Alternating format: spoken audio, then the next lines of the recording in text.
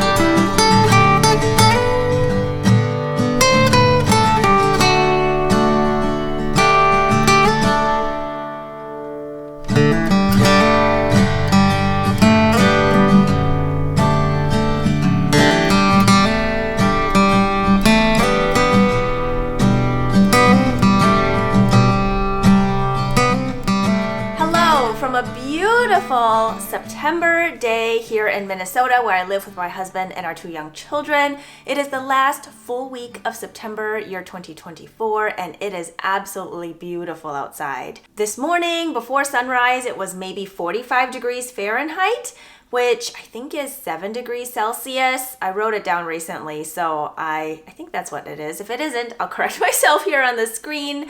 And it just feels so good. I have the windows open, the birds are singing, the sun is shining, and it just feels amazing. The highs are still, I think, projected to be in the 60s and 70s this week, but I think we're getting there. I think the trajectory is going downward for temperature, and I am here for all of that. If you are new here, the way I usually organize my videos is we have an intro welcome section. I go into a finished projects and then works in progress, eats and reads that showcases maybe some things that I've been baking or cooking, and books that I have been reading or recently finished, just kind of depends on where I'm at with that. And then sometimes there's a food for thought section where I share with you something that has been in my mind, on my heart, and it usually has something to do with making, but not necessarily. I feel like for me, making is just part of my everyday life, and so it just is usually somewhat connected in there, but doesn't have to be. Today, I do have a few finished projects to share with you. There is a pattern that is recently released, and so that is something I wanted to feature. And then I have a work in progress that I started in November 2023, and I have picked it back up again. And I usually don't let my works in progress linger that long, but this one just kind of fell to the wayside as I had other things, and it wasn't really the season to be wearing it, so it's now getting cool again. And anyway, long story long, I have pulled it back out, and it will get finished hopefully in the next few weeks or so, but we'll see. I do have a couple of works in progress. I have one set of yarn here that's designated for a cast on. I plan to cast it on October 1st or somewhere in that first week, so I wanted to share that with you as well. Usually I don't share projects pre-starting because I sometimes just end up choosing something else, and I don't know, I just don't feel like going through the whole process of telling you what I'm gonna make and then decide I'm not gonna make that and then I'm gonna make something else. But it's just a natural part of the process, but it's more work on my end to have to explain all that, link all the things, and then decide I'm not gonna do it. I am planning on casting this particular project on with this particular yarn, so I will share that with you. I have finished the previous book I talked about in the last episode, and I have started a new one that I'm almost done with, and I am delighted by it. It seems very appropriate for this season, and so I will talk a little bit about that as well.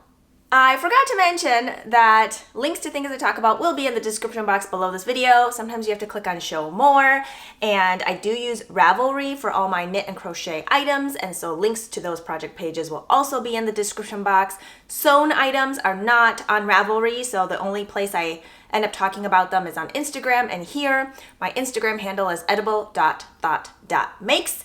I share pretty frequently there photos of my projects, either as works in progress or finished projects. I do include closed captioning on all of my videos here on YouTube, so you can click on that CC button and speed it up, slow it down, however way works best for you. I think that is everything I wanted to mention. There are some make-alongs that are going on currently. They've either started already, I think all the ones have started already, and I will hopefully remember to put the hashtags for those here on the screen as well so that you can follow along with that hashtag. For hashtags, it's usually something that would be on Instagram. I think if you type it into Google in general, it'll pull up anything that pulls up to that link to that hashtag, but generally I think it's used on Instagram, and so a lot of these make-alongs, I don't know if all of them are only hosted on Instagram. It's possible. Sometimes they will also do it on Ravelry for those who are not on Instagram so that you can participate there as well. But yeah, so I will be hopefully remembering to mention some of those here today.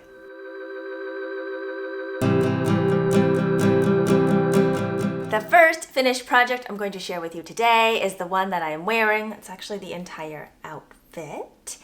And if you have watched my little mini series of the Catch Up from the Summer makes, then you will know that I have been on a bit of a kick mix and matching my knit and crocheted items with sewn items. Knitting, crocheting, and sewing has been a big part of my life since I was a little kid, and so I am just really excited to have gotten into a groove where I can make these complete outfits that can be worn individually or together or just kind of mix and matched with different things. And so this outfit here is no exception. I am going to stand up so I can show you the entire thing here. Okay. So what I have going on here is a Hibernate pullover, which is a newly released pattern by Amy Sher. I tested this pattern. This is a DK weight pattern. I have it paired here with a Lawrence dress. The pattern is by Helen's Closet. I did do the tiers on the bottom a little bit differently. It is a V-neck. I'm going to take off the sweater so I can just show it to you a little bit better. Otherwise you can't see the top. So the top is a V-neck bodice, and it has really cool neckline facings that I am really proud of because it can be a little bit tricky getting this V section just right, and there's a lot of understitching, edge stitching, stay stitching, and grading the seams and cutting the seams so that you don't get really bulky seam allowances when you're flipping things over. Anyway, there's a lot of steps involved just to get this neckline facing down. And then there's these underarm or armhole facings as well. And the bodice is more cropped. And then I have these tiers. I did not follow the measurements for the tiers in the pattern because I had 2 yards of 58-inch fabric. This is 100% linen from the fabric store, and the colorway is Autumn Gold. I'm going to stand up on the bench. Oh, it's not showing the bottom. So it still comes up maybe 5 inches above my ankles, so it's an excellent maxi tiered skirt. Length, there are 2 layers here. I believe my top layer is maybe 14 inches or so, and the bottom layer is maybe 22-ish inches. I am 5 foot 5 inches, and this is perfect. I actually cannot really believe that I got this whole dress out of 2 yards of wide fabric.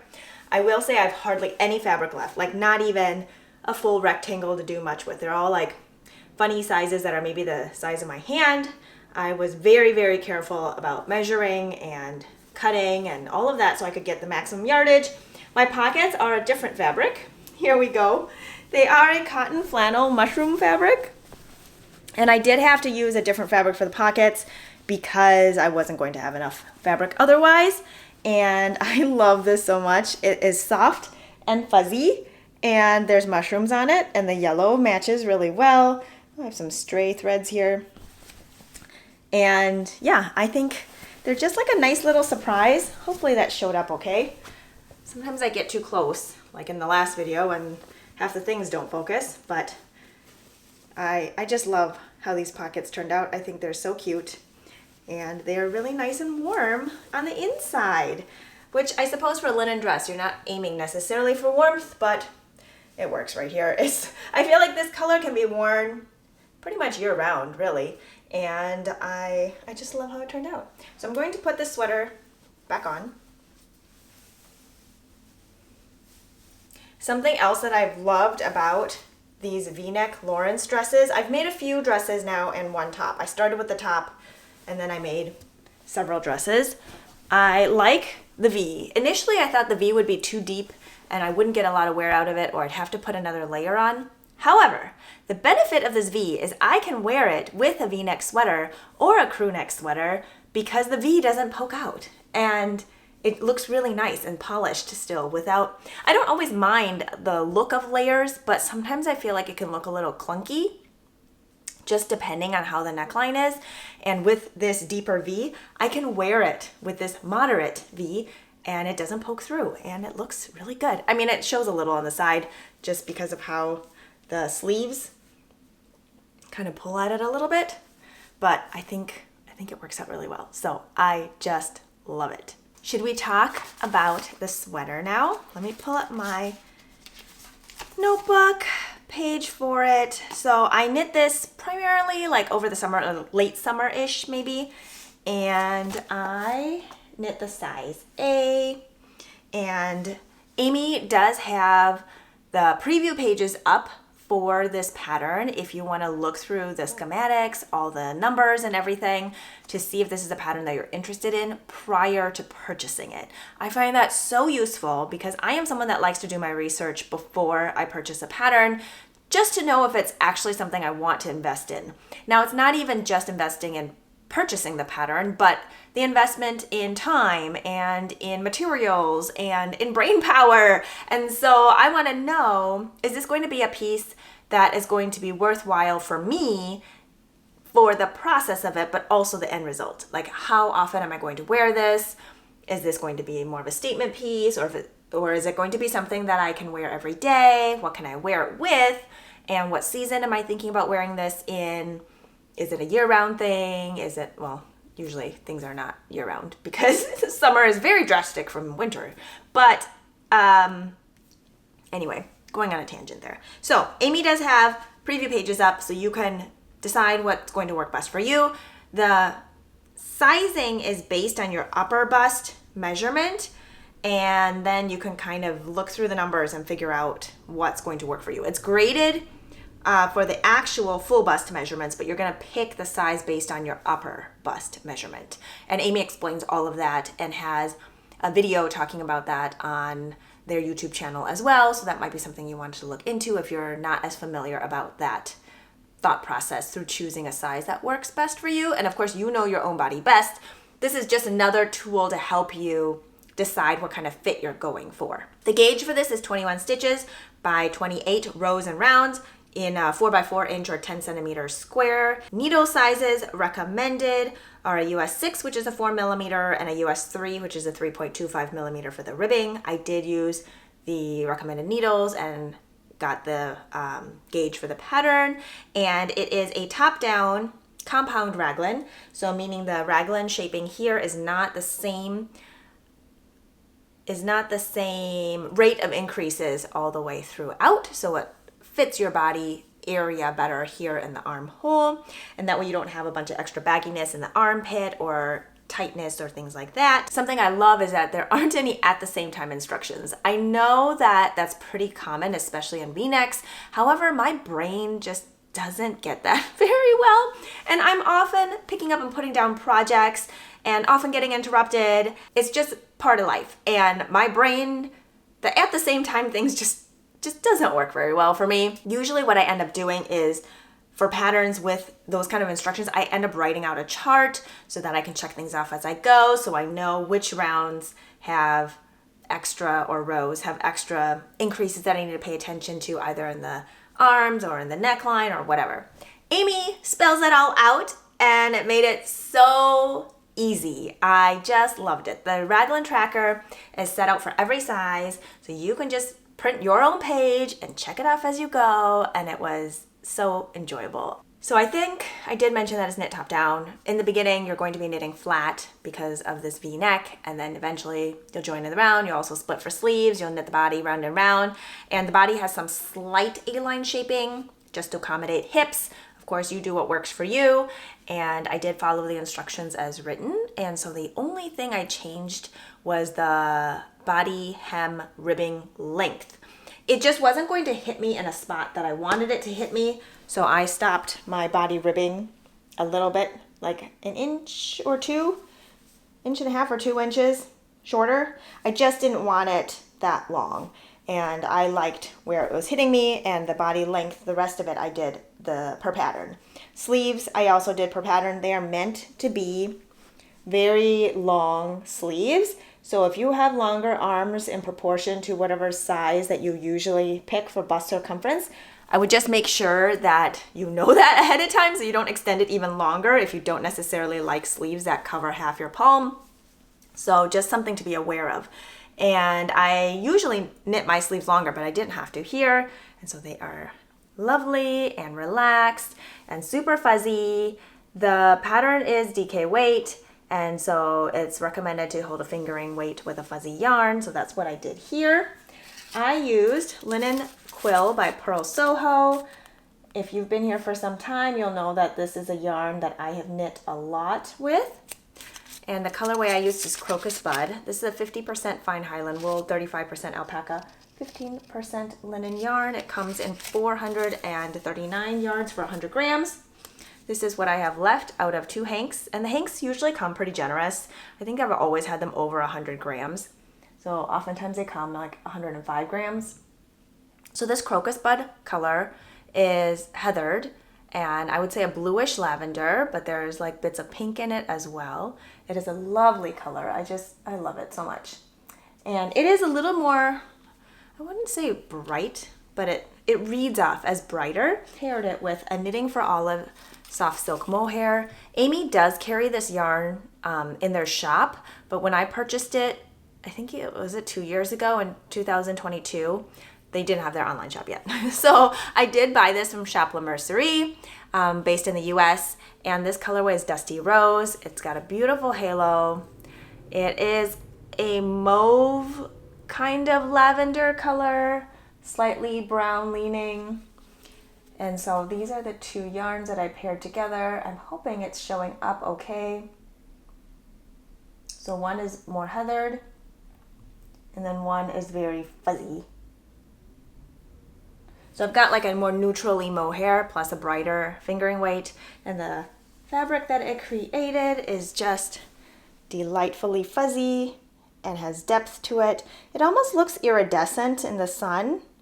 Maybe it's the silk core from the mohair that gives a little bit of shine, but I just think the depth of color that was achieved by holding these yarns together just created something really, really beautiful.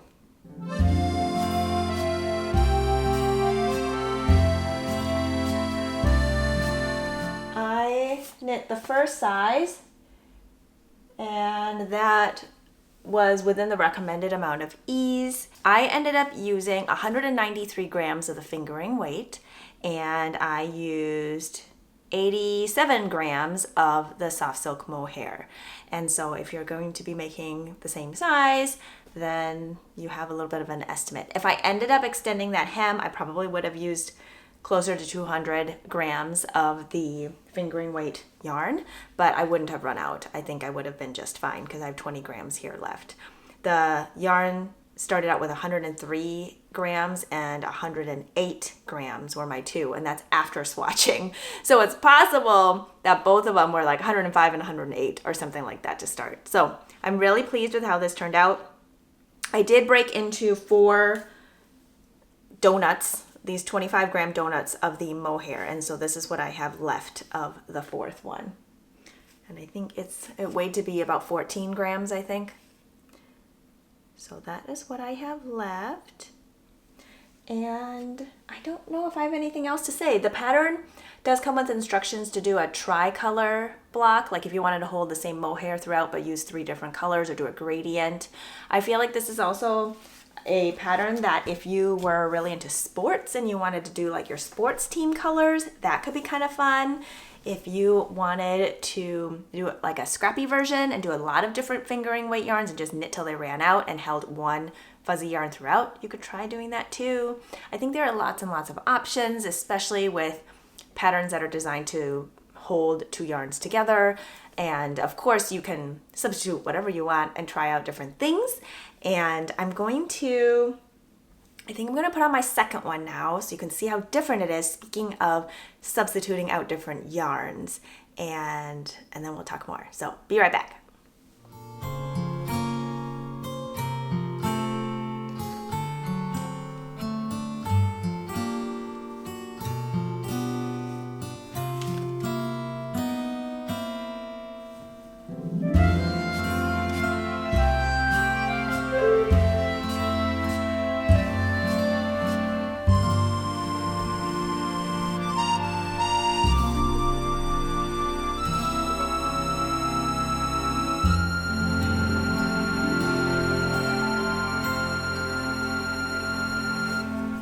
Okay, outfit change. So I have my second Hibernate pullover and I have paired it with another Lawrence dress. I'm not going to take it off this time, but the top is the same. It's got the V-neck bodice, and this is in an olive linen, and I had 2.5 yards of the 58-inch fabric for this one, and I was able to have 3 tiers eked out of it. I also had very minimal fabric remaining, and I'm talking like, again, maybe pieces about the size of my hand in like weird shapes and stuff. And yeah, I'm so pleased with the outcome of what I could squeeze out of the fabric that I had. And it is so comfortable. This one is nearly floor length. And I don't even know if it's worth standing on the bench to show you because it is so long and you can't see my feet anyway. But it has 3 tiers to it. And I just love it. It's so lovely. I wore it to the Renaissance Festival with a white blouse underneath, and I thought it went with the look very well, but it isn't to the point of being too costumey where I couldn't wear it just on a daily basis. Or, I mean, you can wear whatever you want on a daily basis. I didn't want to look like I was going to the Renaissance Festival every day. And so this is something that I could still regularly wear. And yeah, I love how it turned out. This one I was able to make the pockets out of the same fabric. And yeah, it turned out great. So I have my second Hibernate pullover. And this one I knit out of Purl Soho's Good Wool in dark spruce. I used the same needle size and I did swatch. I swatched for both of them. And this one just behaves totally differently. The other one is super loose and drapey. You know what? Let me grab it real quick so maybe it'll be easier to see. So this fabric with the mohair and the blend of the other yarn is very, very drapey, very loose and fuzzy, and it just doesn't, it's not something that I would say is very structured. Now the second one I made is 100% Andean wool. It comes in 383 yards for 100 grams. It is very lofty and can be knit at a fingering weight gauge and then to maybe a light DK weight gauge. It just kind of depends on how airy you want the resulting fabric to feel. And it behaves totally differently. It is not as drapey. It's going to still have breathability to it, and it isn't super structured because I'm not knitting it at a very tight gauge. However, it's not going to be as floppy. And my neckline, maybe you can tell the difference here, it isn't pulling on the sides. So my sleeves, even though, the other one isn't very heavy either, but it's so slippery that this neckline tends to want to go a little more open. Whereas on this one, this wool, 100% wool, is a little more, what is the word for it? That's the sound effect. I don't know what the word is for it, but it just kind of like, this is the movement. Okay, I don't have words. And so it just doesn't flop around as much. My sleeve length isn't as long because I think my row gauge changed with this yarn. In the swatch, it didn't so much, but just as a fabric into a garment, I need more rows or rounds to get to 4 inches than what the pattern states. So the pattern has it at 28 rows. I think mine's closer to 29 or even 30. And so my body length, even though I knit it to pattern, it isn't as long. And then my body hem ribbing, I noticed when I was knitting the body hem ribbing and I got to the part where it should have been, you know, a couple of inches, it just wasn't. So I kind of had an inkling that my row gauge was not quite there. And so it worked out just fine. My body hem, I think I did 1 less inch or half an inch less than what the pattern states. And the body length on mine here is the same as the body length on my purple one, but there's more ribbing on this one than my purple one because of the difference in row gauge. Now I love how this turned out too, and because it's not, again, not more structured, but more I have no idea how I'm going to edit the caption for that part, because how do you write out like that onomatopoeia? I don't know how I'm going to write that sound out, but that's for me, future me, to figure out how to do that. So this worked out really well. Sleeve length is still long, but not super long. Like if I wanted to pull it to cover my hands, I still can, but it isn't really flopping around. And then if I pull this one up in the sleeves, it's going to stay compared to the other one. It just kind of flops down. It is a tapered sleeve, but still relaxed on both of them. And I love it. This yarn is also heathered, and it's a dark green. I love a good dark green. I'm just really drawn. I mean, I love all greens. I have this olive green dress on too, but I'm really drawn to these dark greens. I feel like they just say winter to me. Maybe it's juniper, maybe it's yew, maybe it's the pines, but I love a good dark green, and this is a really good one. Well, the name is appropriately named dark spruce, and it's just this beautiful dark green. I'm hoping it's showing up without me getting too close. I don't want it to be blown out or not visible at all, but hopefully you can get a good idea of this heathering in this beautiful dark green. I have made multiple garments out of this good wool, and they've held up really well. There might be slight fuzzing to it in more high friction areas like armpit areas, but otherwise I feel like it holds up really well, and I like the feel. If you are someone that's super sensitive to non-superwash wools, I can't really say anything. I feel like some people ask, oh, well, is it soft? Is it itchy? But that is so subjective. Some people think mohair is super soft, and some people feel like it's like straw on their bodies and they can't wait to get it off. And so I feel like that's something very subjective, and unfortunately I cannot say that for you, but I can wear this next to skin, and I think it's really delightful. It's woolly, it's a nice process to knit with it, and yet it isn't scratchy to me. So it's not very itchy, but it's very comfortable. But again, everybody's sensitivities are different, so what worked for me may or may not work for you, but I love it. I've knit color work with it, and that fabric has smoothed out really, really nicely. It just blocks and blooms beautifully. And I've also knit plain things with it. So I used the same needle sizes for this one, a US 6 and a US 3. I ended up using about 226 grams, which is about 863 yards for this project. I knit the size A again, and it fits really well. I like that I have two different versions. They fit totally differently.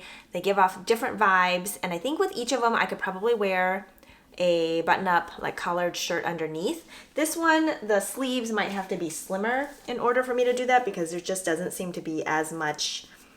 Well, I mean, there's still positive ease, but it just doesn't have the same feel as the other one, which feels like there's a lot more room, which may or may not be true. I feel like I held them up to each other and they were the same, but when I'm wearing it, it feels different. I'm not sure what's going on there. But again, I think it's just how the yarn behaves in the same pattern, and if you've been here for a while, you know I really enjoy knitting the same pattern multiple times, because you can get a totally different sweater even using the same numbers. I'm going to share with you what I have designated for my third one. Now this yarn I did purchase from Amy's shop. It is a new to me yarn, and I'm really excited to give it a try. This is Penelope, and this yarn again is in Amy's shop. I don't know about this specific colorway, but this is a yarn that they carry, and I'm trying to find the information here to tell you, but 90% wool, 10% silk, and this is like a terracotta browny pink color, and it's Or Rose. Hopefully that'll show there. And I'm really excited to knit this one up as a lovely neutral. I think the little bit of silk in it will give it nice drape, but the wool will still make it bouncy and warm. And I think it'll be nice to have this trio of different hibernate pullovers. And I think this will knit up really nicely. I'm excited to have one in this color. The Botanical Knitter is hosting a sweater weather knit along. I'm going to put the hashtag here on the screen so I don't say the wrong thing. And it started with the autumn equinox and is going to go through the winter solstice. I'm pretty sure that's it. I'm going to, again, have that here on the screen. And I would just make sure you check out Emily of the Botanical Knitter for all the details. Emily has a YouTube channel here as well. I will link to that in the description box below this video. Emily is hosting this knit along or make along on Instagram and Ravelry. So again, all the details can be found through Emily. So I would just go there to make sure you get all the correct and up-to-date information. Next up, we have a pair of socks. You saw these as a work in progress in the previous episode. Are you ready? Oh, I'm so excited about these socks. Okay, let me just make sure okay, here we go. Ready? Dun, dun, dun, dun! Oh, I love them so much. I knit these socks using the Summer Lee Colorwork Cuff Club for September. And the yarns I used are from the Farmer's Daughter Fibers Sock Squad. I used the yarns that I had remaining from September, but also yarns from previous Sock Squad sets. I'm gonna hold it a little closer, so hopefully you can see the color and the design.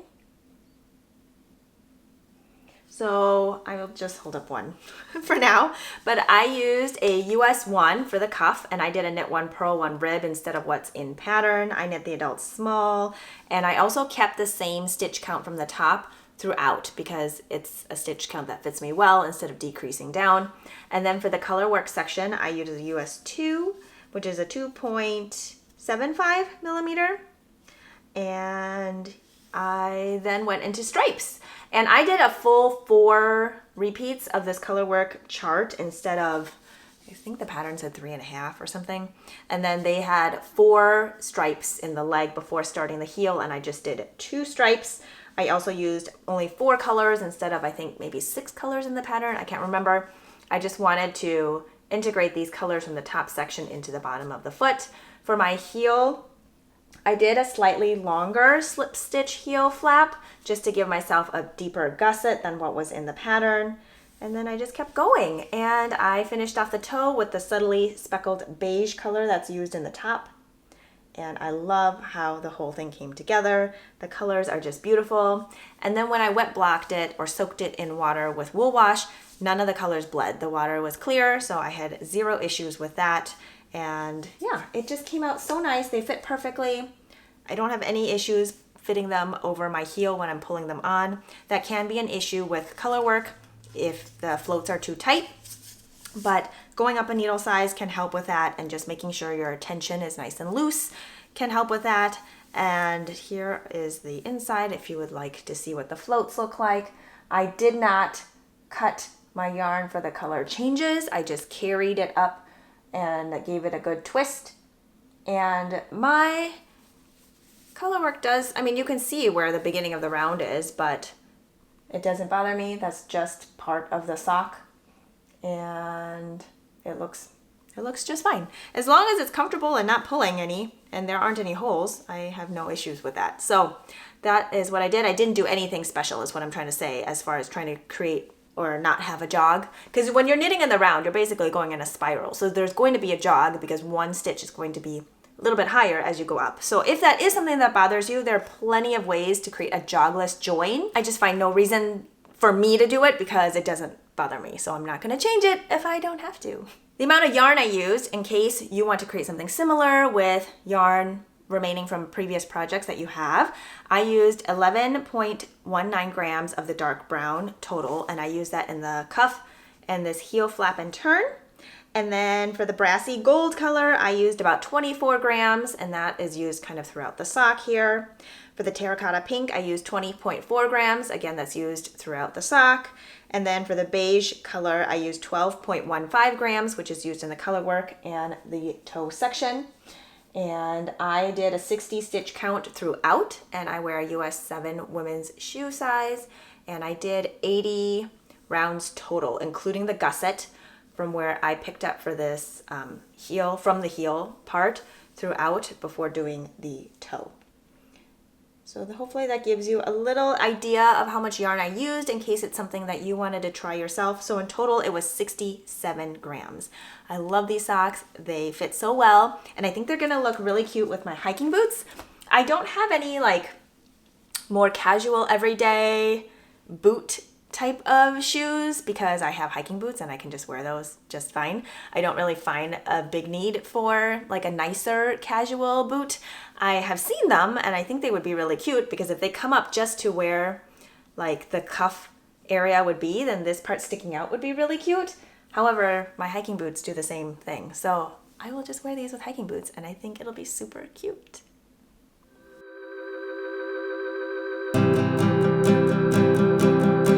Shall we move on to works in progress? I'm going to show you, you know what, actually, I should probably take off the sweater and then I can show you this work in progress. Okay, I'll be right back. Hold on one second. Okay, I'm back. So I changed back into the gold dress because I wanted to show it with my Jethro cardigan work in progress. So I shared this last time. I think it was a debut work in progress to show here on my YouTube channel.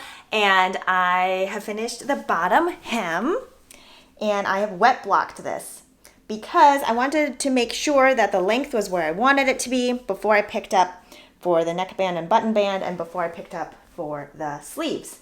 And I'm going to back up a little so hopefully you can see it a little bit better. And so the length of it is right on the top of my hip bones, maybe like a centimeter past, depending on how, I guess how it's going to be buttoned up. But yeah, it's right on my hip bones, which is where I wanted to be. I did not want it longer than that. And I have the ribbing starting like right underneath my rib cage. So I feel like that is a really nice length for this. The neckband and button band, I'll probably do 2 inches. That way, when it comes in the middle to be buttoned, it won't pull too much on the sides. I feel like if I only did 1 inch, then that would be closer to this. Well, that could work too. I don't know. I'll have to start it and see how I feel. And then I will pick up for the sleeves, and I wanted to make sure it was wet blocked so that I didn't pick up too few or too many stitches. And then I will knit those sleeves down. So I love this. I feel like it goes really well with this dress, which is something I had envisioned. And it actually goes really well with my new socks too. This is a pretty good combo, huh? You can see I have this like gold going on here and I'm here for it. I just love it. If you did not watch the previous episode, I would recommend going to that and just seeing all the details that I mentioned there. I'm using Pearl Soho Linen Quill held double, and I love this palette. I think it's so beautiful and it's going to be really wearable. I think this can go with jeans as well. I might be able to wear like a t-shirt or something underneath and then jeans. I think that would work.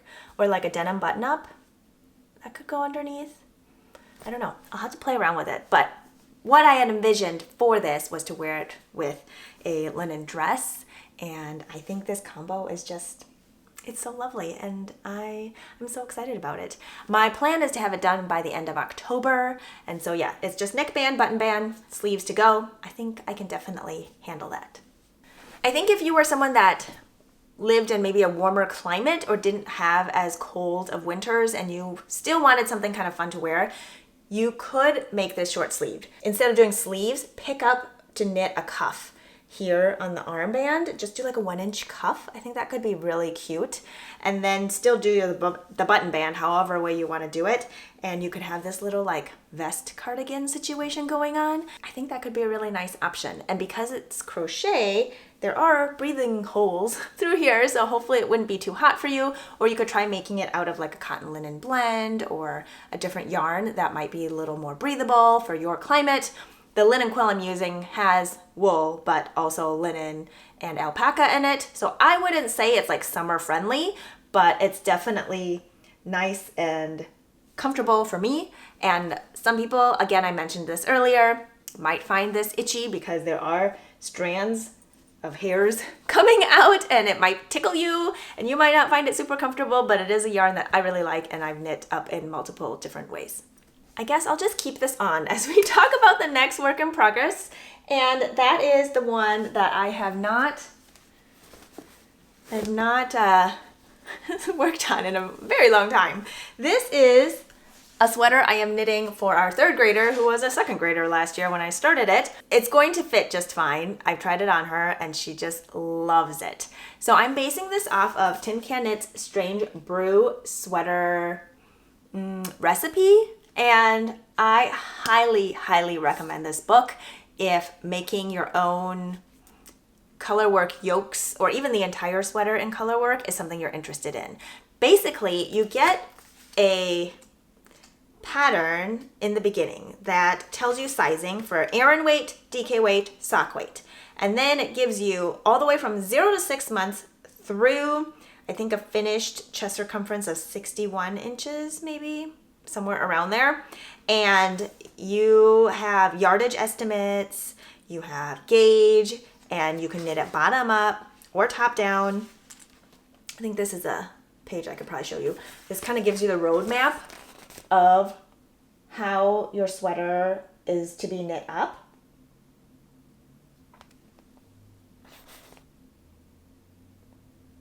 And then you decide how you want to do it.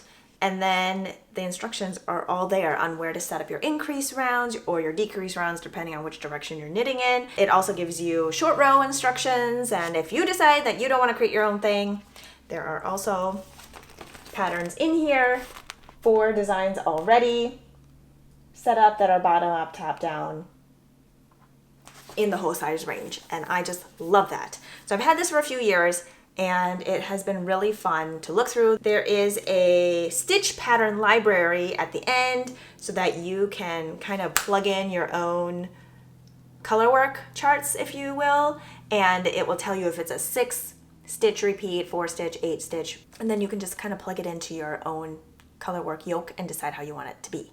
So I'm going to show you my daughter's sweater. If you've been here before, you might say, oh, I remember that. And if you have not been here before, well, surprise. So I'm going to hold this up. Oh my goodness, I love it a lot. It is beautiful. Ready? Here it is. Oh, it is so beautiful. I love it. I did do the collar a little different. I did a knit one, purl one collar, and I folded it in half to the cast on edge, knit to the cast on edge before starting. I feel like it gives it a little more structure. If it ever stretches out, I can put an elastic inside like a casing and it will cinch it back up. And I feel like some of the sweaters have a wider neckline and I wanted it to be a little bit closer in the neck for her. And yeah, so I created my own color work yoke design for this. The yarns I'm using are Knit Picks. The main color is Swish DK and Karma Heather. It comes in 123 yards for 50 grams. It's 100% fine superwash merino wool. This is a very, very soft wool in this beautiful magenta fuchsia color. And for my kids, I prefer to use superwash wool because kids get really dirty and I don't want to have to be super gentle with washing it, and also their skin is a lot more sensitive, and so I want to make sure I knit them something in a yarn that they will wear. This is really, really nice, and the Swish DK is at a great price point. This is machine wash cold, tumble dry low. I probably won't put it in the dryer unless it got really stretched out. It's nice to know that I can put it in the machine, and I would probably just put it in one of my mesh laundry bags so it doesn't get hooked on anything else. And then I have a wool or delicate setting on my washing machine, so I would do it on that. Stitches for the sleeves are on hold right now. I'm working on the body. For the body, I probably only need like 60 rounds, so I'm almost there. And then I'll get into the ribbing for the hem, which I'll probably do 1.5 inches or 2 inches. And then I'll just do the sleeves. So I started this one with the, I think 6 to 8 year old size for the neckline. Again, because I wanted it to be a little closer fitting. And then I added an extra increase here to the 8 to 10 year old size so that the sleeve split is for the 8 to 10 year old size and the body is for the 8 to 10 year old size. And I just love it. The contrast colors, I didn't mention that. I think this very light lavender, grayish lavender is Haze Heather. Also DK Swish. I don't feel a tag in here. I don't know where it went. And then my other contrast color, I think this color is discontinued, but it's Stroll Fingering that I'm holding double. And this is highlighter yellow, appropriately named. If it's blowing out a little on screen, it's because yes, it is just that bright. So I'm holding this one double, and this one is a fingering weight yarn that's 75/25 Super Wash Merino Nylon. And one more look before I put it away. Oh, I love it. And she loves it too. We've got kind of this like lace motif near the top, and I have these yellow parts that look kind of like sun rays. And then this next part where the lavender comes in looks kind of like butterflies. And then we are finishing off with the sun rays again. And I think this is going to be so nice when it's finished. I'm really excited. This is also something that I plan on finishing by the end of October. And I could probably actually get it done in a few weeks. Well, yeah, so by the end of October. I have no test knits on my needles right now, and that feels really good. The Courage Henley I mentioned last time is finished, and that I think releases early-ish October. I'm really excited to have no tests on my needles right now because that means I can finish my daughter's sweater, I can cast on my third Hibernate. I mean, I can do this anytime I want, right? Testing is something that you apply for, that you volunteer for. I don't know if I'm going to sign up for anything else in this next month. Maybe, maybe not.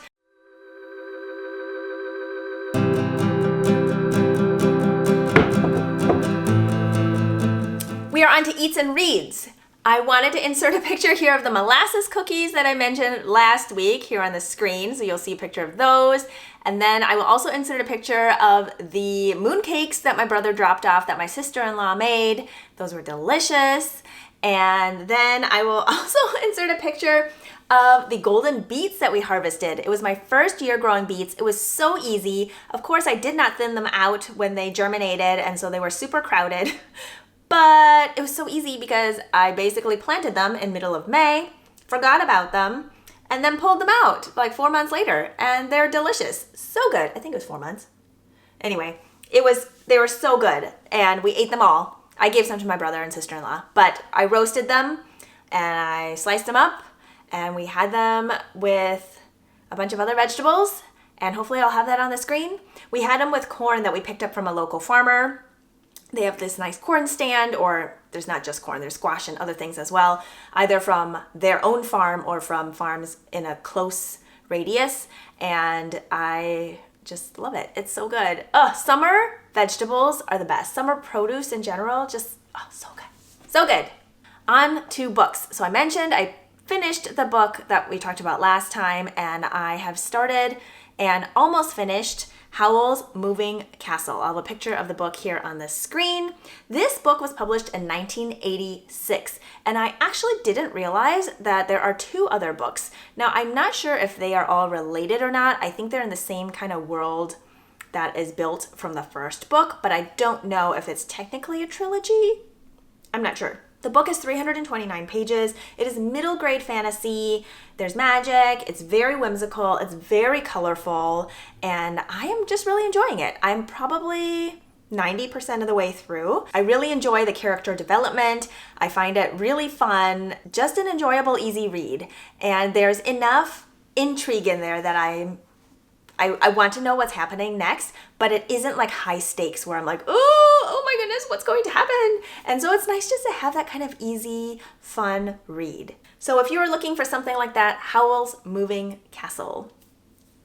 I think that is everything that I have to share with you today. I hope you are doing really well, and I hope if the weather is changing around you that you are having some time to enjoy that. What are you working on? I would love to know. Are there any make-alongs that you are participating in that you want to share with others in the comments below? I'm looking forward to knitting on my daughter's sweater, and I actually have another sweater or two lined up that I want to knit for both of my daughters, and so maybe I'll talk about that next time. I'm not sure yet. I'm also not sure if I'm going to be here next week or in 2 weeks, but because I had the catch up from the summer, and then because there was this sweater pattern release, I wanted to be on here again this week. I don't schedule my videos like a certain day or a certain time all the time. I know some people work on a very regimented schedule like that, and that works for them. But I feel like that makes me kind of nervous sometimes, because if something comes up, then I feel like, oh no, but I have this thing scheduled, which doesn't really matter. It's kind of arbitrary. So I don't like to put that kind of schedule on myself. I have to be in the right kind of mood to sit here and talk to myself and show all the things. And I just don't know if I'm always going to be like that on a certain day at a certain time, right? And so I don't like to put that kind of restriction on myself. So I may or may not have a video for you next week. It could be the week after, depending on when the Courage Henley is released. I don't know. It might be 2 weeks that I'll be here. So with that, cheers to being creative. I hope you are doing well, taking good care of yourselves, your loved ones, and your neighbors, and I will talk to you next time. Bye!